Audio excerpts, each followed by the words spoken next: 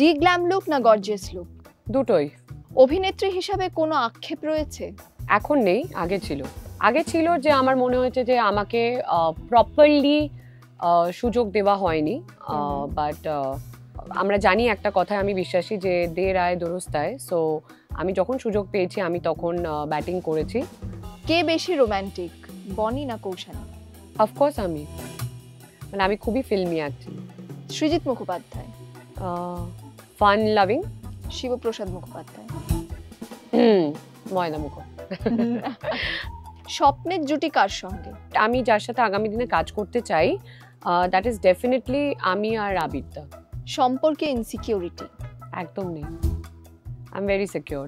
অপর প্রান্তেও তাই? মনে তো তাই হয়, কারণ আমাকে নিয়ে ইনসিকিউরিটি হওয়ার মতন কিছু নেই। চুম্বন দৃশ্য অভিনয়? ডিপেন্ডস স্ক্রিপ্টের জন্য কতটা জরুরি।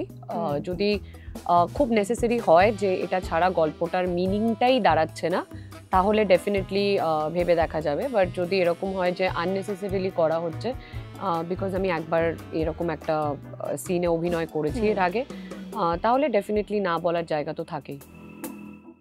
ফলো করুন সংবাদ প্রতিদিন ডিজিটাল।